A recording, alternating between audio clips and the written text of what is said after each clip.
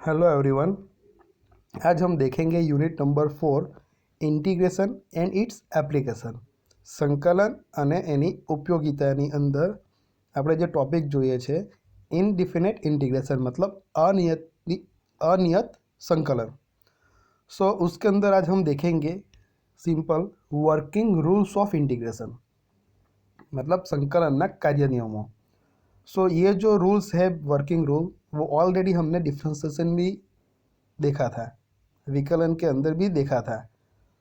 वो डिफ्रेंसिएशन में जो था वही यहाँ पे है, सेम चीज़ है, कोई डिफरेंस है नहीं। हम पहले देखेंगे रूल नंबर 1। तो क्या है, f(x) एंड g(x) दो फंक्शन है, मतलब बे विधेयों है। दो फंक्शन के बीच में क्या है, साइन प्लस माइनस मतलब एडिशन या सब्ट्रैक्शन। अब दोनों का एडिशन है या सब्ट्रैक्शन है, ये पूरी एक ब्रैकेट जो है वो पूरी एक टर्म है, उनका हमें क्या करना है, इंटीग्रेशन करना है। किसके रिस्पेक्ट में, dx के रिस्पेक्ट में।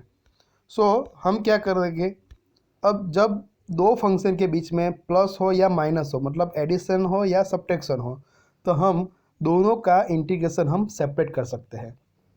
यहाँ पे देखो f(x) का इंटीग्रेशन अलग, बीच में जो भी साइन है वो g(x) का इंटीग्रेशन अलग। मतलब જ્યારે બે વિધેયોની વચ્ચે કે બેથી વધારે હોય પણ જો સરવાળો કે બાદબાકી હોય તો બધા વિધેયોનું આપણે સંકલન अलग अलग કરવાનું। यहाँ पे एक एग्जांपल दिया है, देखो इंटीग्रेशन ऑफ किसका है, e⁻x plus x square with respect to x। e⁻x एक फंक्शन है और एक्स स्क्वायर एक फंक्शन है, दोनों के बीच में साइन क्या है, प्लस है, दोनों का मतलब एडिशन है। हम करेंगे कैसे, जो भी एग्जांपल दिया उसको आई बोलो, इंटीग्रेशन करना है तो इंटीग्रल का आई जो भी है वो लिख दो, इक्वल टू। अब ये दोनों का इंटीग्रेशन सेपरेट करना है तो दोनों को सेपरेट इंटीग्रेशन दे दिया ये। अब e⁻x का इंटीग्रेशन क्या होता है, ऑलरेडी हमने प्रीवियस वीडियो में देखा ही है फॉर्मूला में कि e⁻x का इंटीग्रेशन क्या रहता है, सेम ही रहता है, e⁻x ही रहता है। e⁻x लिखा। अब एक्स स्क्वायर का इंटीग्रेशन क्या होगा, तो वो यहाँ पे कौन सी फॉर्मूला हम यूज़ करेंगे, x⁻n की। अब x⁻n का इंटीग्रेशन क्या होता है, x⁻n+1 डिवाइड बाई n+1। यहाँ पे क्या है, एक्स स्क्वायर है, n की वैल्यू क्या है अभी 2 है, तो कैसा लिखेंगे, x⁻2+1 डिवाइड बाई 2+1, तो क्या हो जाएगा x³ डिवाइड बाई 3, तो ये आ गया। प्लस क्या लिखना है, c, इनडिफिनिट इंटीग्रेशन है, हमें प्लस c लिखना है। सेम एग्जांपल दिया हुआ है, देखो integration of x+1/x with respect to x। यहाँ पे x है, यहाँ पे क्या है 1/x है, दोनों के बीच में क्या है अभी प्लस है। जो भी दिया है उनको i करके लिख दिया, इक्वल टू। अब प्लस है, एडिशन है दोनों के बीच में, तो दोनों का इंटीग्रेशन क्या करना है, हमें सेपरेट करना है। x का इंटीग्रेशन क्या होगा, यहाँ पे x का पावर कुछ नहीं लिखा है, मतलब x का पावर क्या है 1 है। 1+1 सेम फॉर्मूला रखनी है x⁻n वाली, x⁻n+1 मतलब क्या होगा, x⁻1+1, n की वैल्यू 1 है और डिवाइड बाई 1+1, तो क्या आ जाएगा x²/2। तो ये x का इंटीग्रेशन आ गया x²/2। 1/x का क्या होता है, log of modulus x plus c, already formula में देखा है, तो ये आंसर आ गया। ये सिंपल ऐसे एग्जांपल आते हैं, वो एमसीक्यू में ज़्यादा आता है ये। अब सेकंड रूल जो है वो है integration of k into f(x) with respect to dx। मतलब ये जो k है वो क्या है, नॉन जीरो कांस्टेंट है, मतलब शून्यतर अचर है। k कांस्टेंट है, तो जैसे हमने विकलन में देखा था, जो कांस्टेंट होता है उसको हमें बाहर निकाल देना है। यहाँ पे भी यही है रूल, जो कांस्टेंट होता है कांस्टेंट को बाहर निकाल दो और बाकी जो फंक्शन बचता है उसका क्या करना है, हमें इंटीग्रेशन। तो सेम है, यहाँ पे क्या है, इंटीग्रेशन ऑफ 3x² dx, तो ये लिख दिया है इक्वल टू पूरा।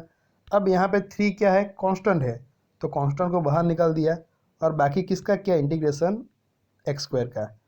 ये 3 कांस्टेंट को एज इट इज लिखा है, x² का इंटीग्रेशन ऑलरेडी हमने देखा है, यहाँ पे क्या आता है x³/3, तो वो हम लिखेंगे प्लस c। जब इंटीग्रेशन करते हैं बाद में हमें प्लस c यूज़ करना है। ये 3 कैंसिल हो जाएंगे, तो आंसर आएगा हमारा x³ + c। ये बेसिक जो रूल है, वर्किंग रूल हमारे इंटीग्रेशन के, ये दो खास याद रखो, बहुत इजी है। जैसे हमने विकलन में किया वैसा ही है, कोई डिफरेंस है नहीं।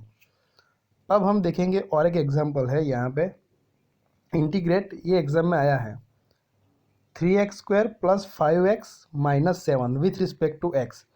सो हमें लिखना ऐसा आए तो हमें लिखना कैसे है, देखो आई लिख दिया, जिसका भी इंटीग्रल करना है वो, ओके।